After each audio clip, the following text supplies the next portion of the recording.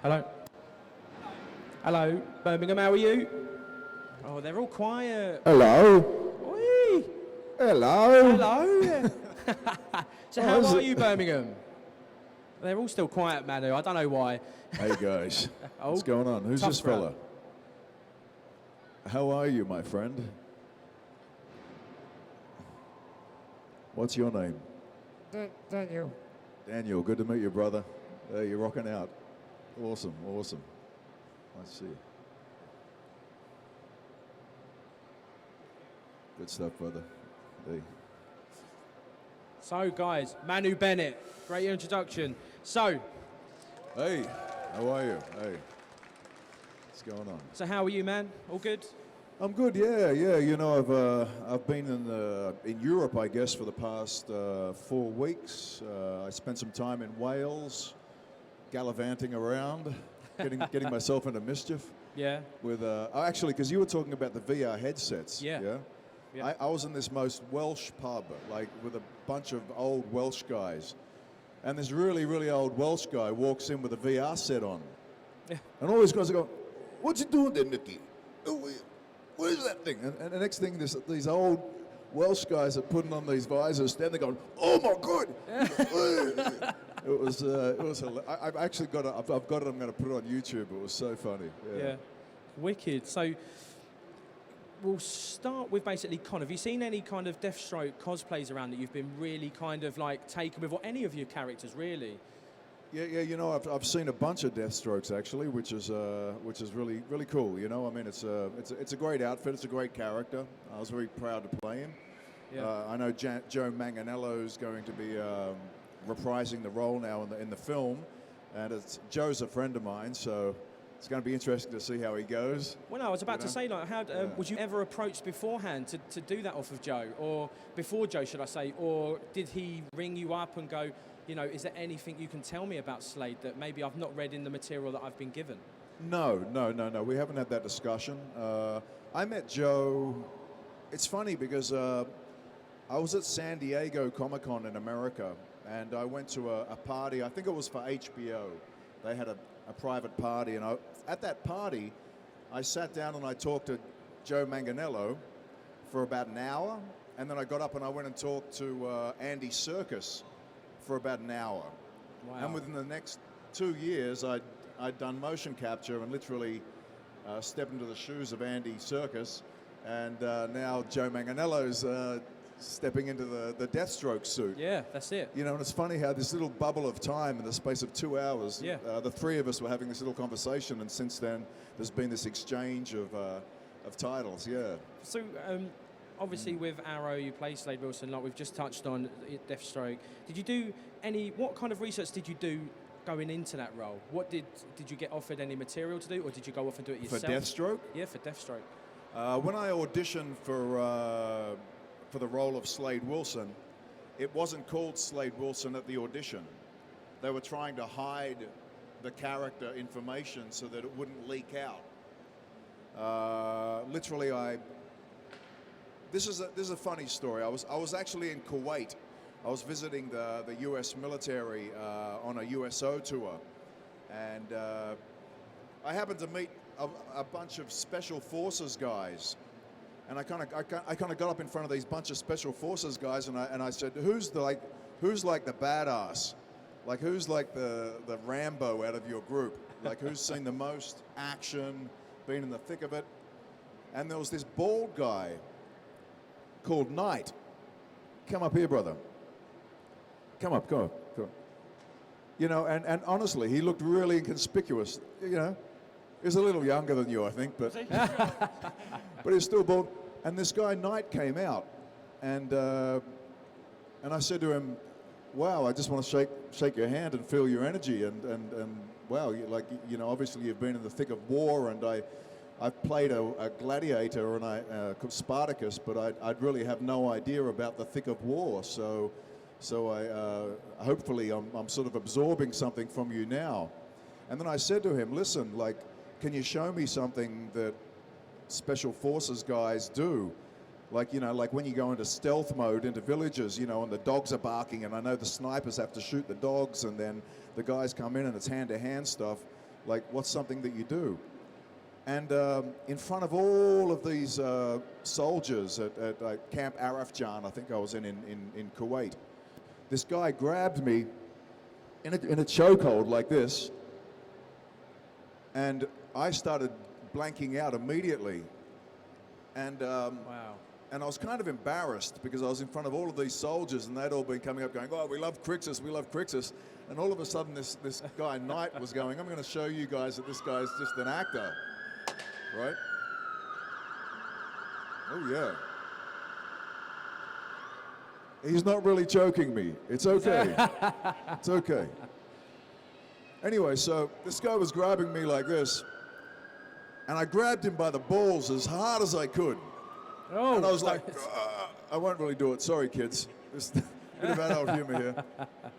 And I'm just, and finally he let me go, but I was like, you know, and the thing is when I was sort of grabbing him, he said to me really gently in my ear, he just went, "Relax." And I was like, and then I came off, and he was kind of laughing, and I sort of looked at these soldiers, and I was like, "What the hell?" And I said, "Oh yeah, thanks, man, thank you." Anyway, you can sit down for a second. Oh, that's Thanks for that. well, round of applause, everyone. But literally, I became friends with Knight, and Knight drove me around for the next 2 days when I was in Kuwait, and he actually dropped me off at the airport. And one of the issues that I faced when I was in Kuwait is I had a really bad jet lag because I'd flown from New Zealand to Kuwait. And when I was there, I was meeting so many people, but I had very little energy. So Knight started giving me these 8-hour energy drinks. Wow. Well, the military actually keep them in their kit now. If they're caught in, like, this speaker keeps on going out, guys. I don't know what's sure. But anyway, they basically carry these things around. So if they're in firefights, like if you're caught, like, you know, surrounded, and you're fighting for 12 hours, you can't doze off. So they've got these as an emergency thing. And when we got to the airport and he said goodbye to me, for some reason he pulled this 8-hour energy drink out and he said, "Here, something to remember me by." Just this little shot. And I took it, and I was like, "Thanks, brother. I'll remember you, you know." I left and I went to Los Angeles, and I only had 48 hours in Los Angeles before I had to go back for the Hobbit premiere in Wellington. And on the second morning, I just packed my bags and I was just about to call the taxi, and my manager rang up and said, "Hey, do you want to go and audition for something before you go to the airport?" And I was like, "What?" And she said, "This show called Arrow." And I was like, "Oh, Stephen Amell's in that." And you know how I knew Stephen Amell? Stephen Amell was one of the 3 actors who came to New Zealand to audition for Spartacus when Andy Whitfield had to be replaced. So it was Liam McIntyre, it was this other guy from New York, and then it was Arrow, you know, prior to being Arrow. But in any case, I went along to this audition, and I was actually still feeling really badly jet lagged, and I didn't think that I had the energy to go in and perform well. And I was going, "Oh man, I don't know how to wake up." And then all of a sudden I realized Knight gave me this 8-hour energy drink. And so I went around to my suitcase and I dug it out and I popped this thing. And I went into the audition room, and when I went in, there was like all these guys that all looked like tough, and they were all walking around going, "Oh, yeah." Well, an acting audition is really something quite special, trust me. You go into a room and there's people and they hate you. They hate you because they're going for the same job and they want the break, you know. So they all look at you and they go like, you go like, and there was all, and of course, you know, all the guys that were going for Slade Wilson were in there trying to feel really military, you know. It actually wasn't Slade Wilson, but they said it was a military guy.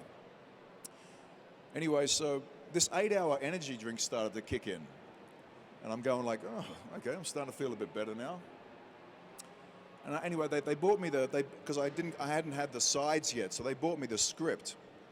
And the script was the first scene that Slade Wilson appears. And what happens is Oliver's in the cockpit of the aeroplane, and suddenly this shadow drops down behind him and jumps up and grabs him in a chokehold. And for the second time in 30 minutes, I'm going like, wait up, Knight from Kuwait taught me a chokehold. So right now I'm on his energy drink, and now I'm doing his move. This is really incredible stuff, because it's amazing how Universal throws stuff at you, and all of a sudden it becomes relevant. Come back up here, brother. So I'm thinking, like, how am I going to do this scene? Okay, so in the scene, this character drops down from the roof, jumps up, grabs Oliver Queen around the throat, and says, "You've got 10 seconds to tell me something I believe, kid, otherwise I'm going to cut out your throat box." And I'm listening to the other guys that are, all these guys that are looking at me like, I'm the dude, who are going into the room, and they're doing these really over-the-top auditions. I could hear some guys going, "Tell me something I believe, kid, or I'm going to cut out your throat box." And I'm sitting outside going, I don't think that guy's got the role. But I was still trying to find the performance myself. And then I thought to myself, you know what? Remember how Knight whispered into your ear so calmly? He just said to me, "Relax." So calmly. And so when I got in there, the casting agent, who's a big-time Hollywood casting agent, David Rappaport, he's like, "Nice to meet you, Manu. Seen you in Spartacus. Love your work. You ready for this?" And I said, yeah, sure. But I said, can I have the reader come in front of the camera butt? Because I want to do the chokehold rather than just pretend. And so he said, and this young guy's like, "Yeah, sure." Big mistake.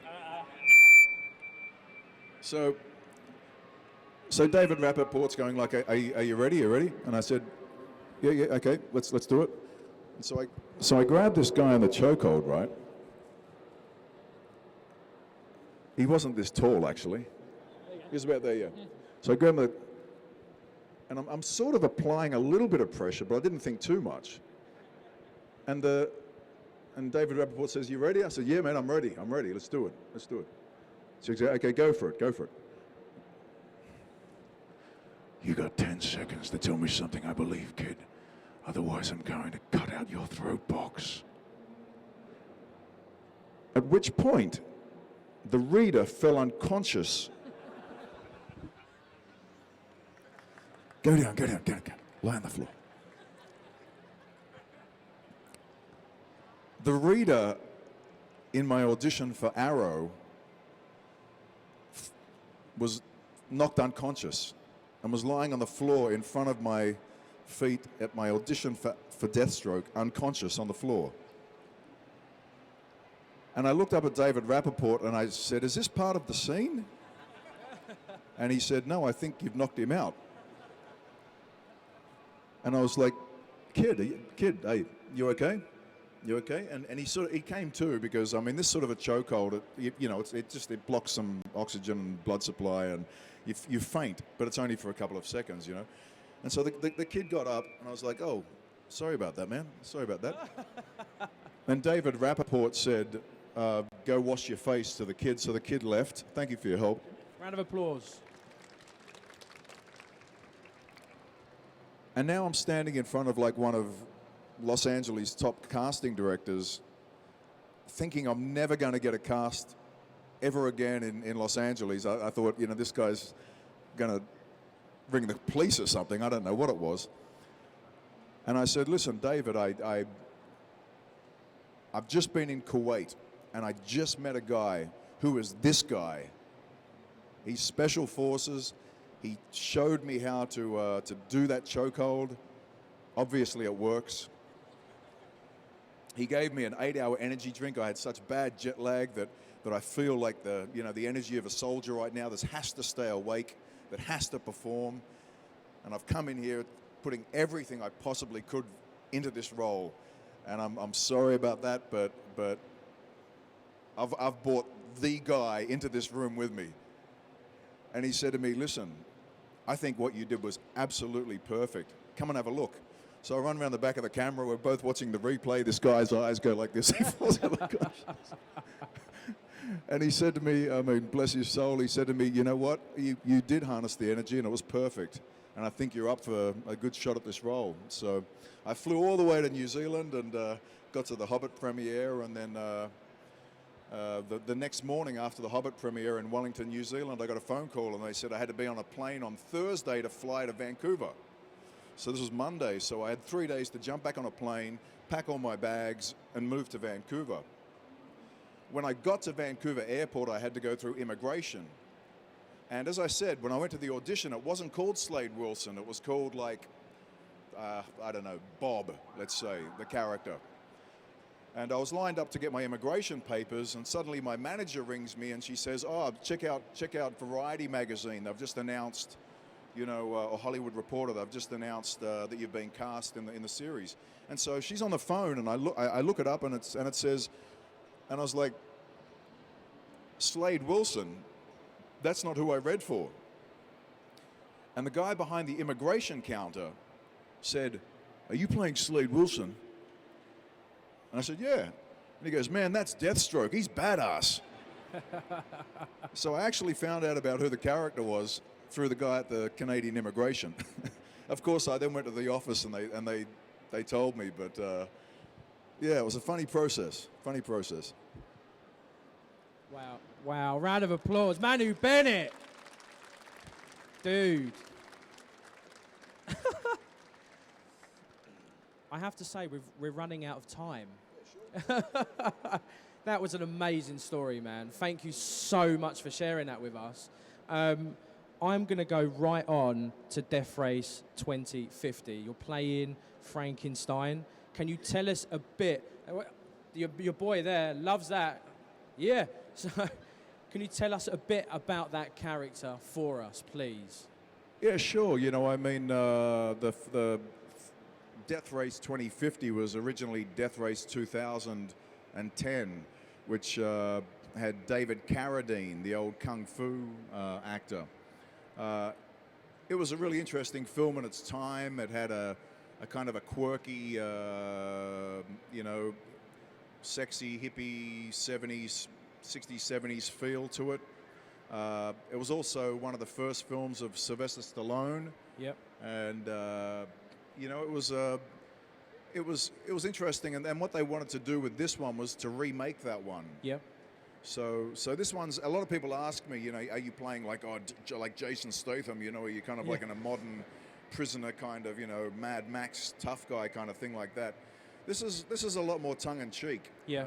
It's interesting in that regard because I'd never sort of played in that genre of comedy, but it's going to be interesting to see how it goes. I mean, you know, it's not a theatrical release. Yeah. And it was never set out to be that. So we've got to, you know, it's going to get released in January. I'm very happy with my role, and Roger Corman, who's the producer, you know, said that I've made the film. So, you know, we'll see how the fans react to it. Yeah, I'm never one to comment on things until it gets out there into the audience, you know? Yeah. So what other projects have you got coming up beyond that? Can you say anything about them upcoming projects? Or just the second season of Shannara. Shannara, you know, yeah. So can you explain that? Explain that to us, please. Shannara. Has anybody watched Shannara here? Yeah. Yeah, we got a few. Okay, yeah, it's like it was a series that was pitched to be sort of like Lord of the Rings for television. Yeah. There's some similarities between Tolkien's world and the world that Terry Brooks created. Terry Brooks is an American writer, and I think that, you know, that at the time where J.R. Tolkien's books had become huge, you know, there was sort of a time for something of a similar kind of theme of books to be written. But Terry Brooks wrote 26 books, and so there's a big you know, amount of potential film or television produce. Big body of work, yeah. In that amount of books. I love the books. Yeah. The books are fantastic. Wow. The tone of the books. I play this character called Allanon. Allanon. And he's kind of like Gandalf meets Strider. You know, so I get to play a wizard, but he's a wizard with a pretty badass set of skills. Yeah. You know, we've got a great young cast: Poppy Drayton, Austin Butler, Ivana Baquero, They're really great kids to work with. You know, MTV taking a big gamble at making a show like this. It's $5 million an episode, which is huge money. Money. So, but there's a lot of visual effects in this show that you know. I mean, I think in the first season we got everything that was needed in the visual effects side department down pat. I think in this next season we're probably going to tighten up the scripts and go you know, a bit dark, heavier, and and you know, I think the world of Shannara is really a world that can open up and be hugely popular. Wow. And you know, the first season's done well, but we're looking forward to a really powerful second season. Yeah. Exactly. Yeah, damn right. So kind of like the Game of Thrones kind of thing, hoping that it'll just build and build and build to that moment where everyone's just expecting. There was a lot of comparisons to Game of Thrones initially, but you know, MTV had an audience that they were trying to meet on the demographic, which was kind of like they had that. Teen Wolf was the biggest show on MTV, so they knew that they had to feed their market a bit. But I think they're going to break away from that a little bit more in the second season and try to push the barrier, which is what I'm looking forward to. Yeah. Right. Well, that's all the time we have time for, Manu. I do apologise. I have a load of questions here. I'd love to get out, but thank you. Round of applause, Manu Bennett, everyone. Hey, thank you. Before you leave, guys, basically, if you'd like to like and subscribe to this YouTube channel, please press that notification button for me as well. I hope you like and subscribe this video, Manu, as well as press that notification button. So I don't want you to miss anything on our YouTube channel. So thank you very much. Again, Manu Bennett, everyone. Can